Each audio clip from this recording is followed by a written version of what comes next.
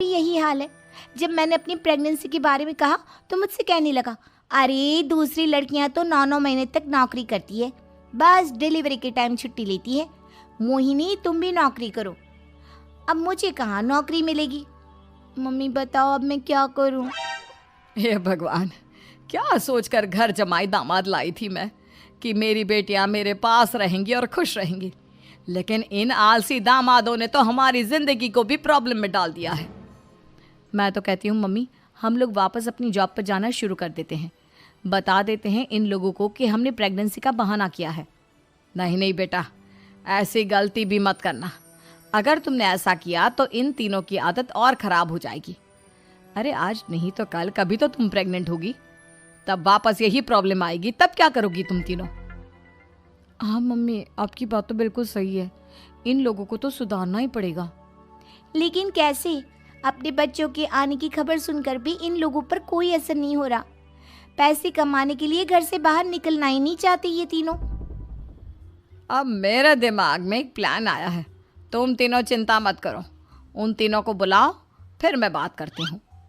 थोड़ी देर बाद कावेरी जी अपने तीनों दामादों को सामने बुलाकर अपनी बात कहना शुरू करती हैं। अविनाश, सुमित और विवेक, देखो बेटा, मैं ना तुम तीनों से बड़ा प्यार करती हूँ, इसीलिए तो तुम्हें घर जमाई बना कर रखा है मैंने। अरे मम्मी जी, सीधे सीधे कहिए ना, क्या बात है? प्यार तो हम भी आपको बहुत करते हैं। अरे मम्मी जी, आपकी इज्जत भी बहुत करते हैं। अरे भाई, आपके जैसी सास और कमाने वाली बीवी सबको मिलती है क्या? हाँ मम्मी, विवेक और सुमित ठीक कह रहे हैं। आपकी बेटी से शादी करके मेरी तो ज़िंदगी ही अच्छी हो गई है।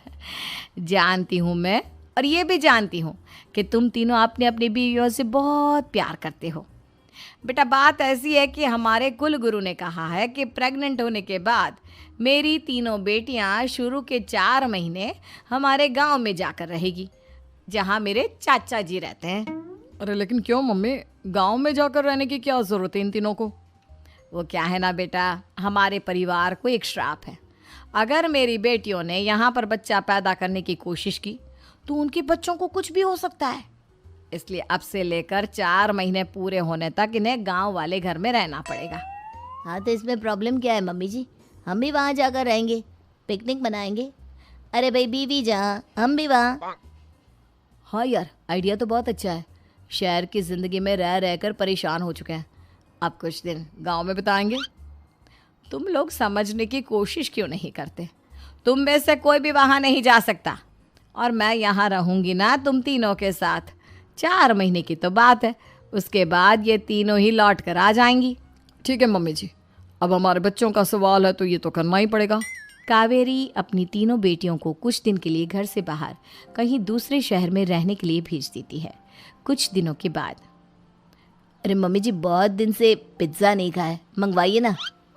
क्या बताऊं बेटा, पहले तो बेटियां खर्चा दे देती थी क्योंकि उनकी नौकरी थी, लेकिन अब तो मेरे पास पैसे ही नहीं बचे।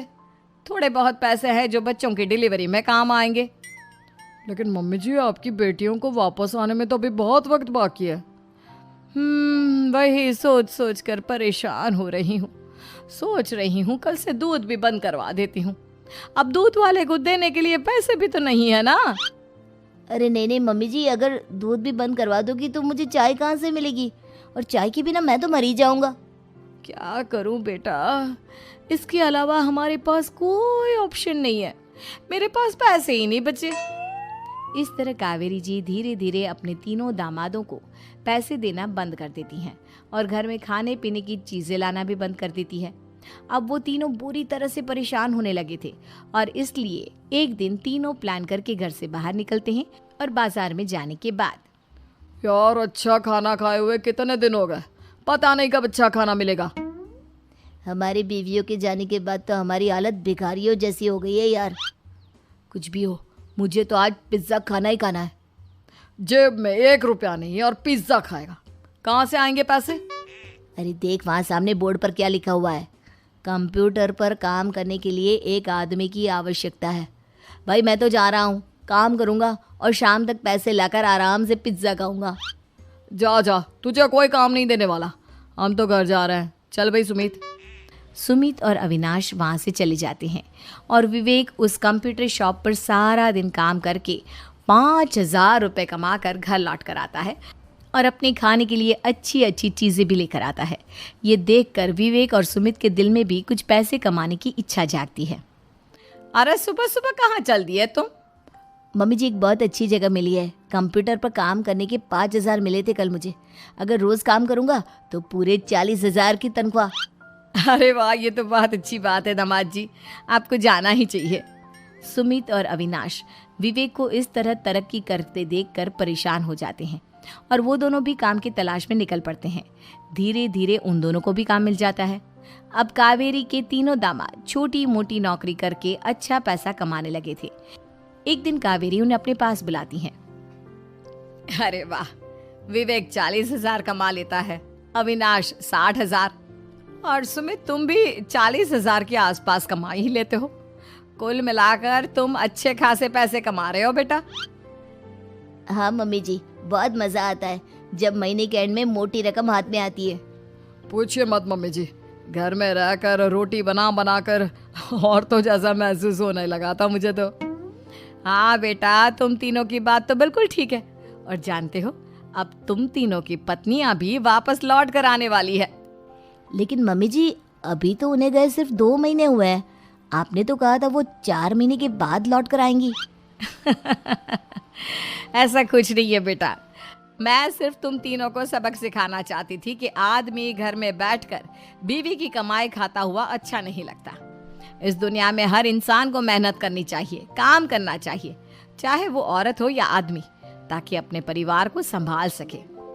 कावेरी की बात सुनकर उन तीनों को अपनी गलती का एहसास होता है और कावेरी उन्हें सच बता देती है कि ईशा, सुहाना और मोहिनी शहर में ही कहीं दूसरी जगह रह रहे थे। शाम के वक्त उन तीनों की पत्नियां लौट कर आ जाती है और कावेरी जी का परिवार एक खुशहाल परिवार की तरह रहने लगता है।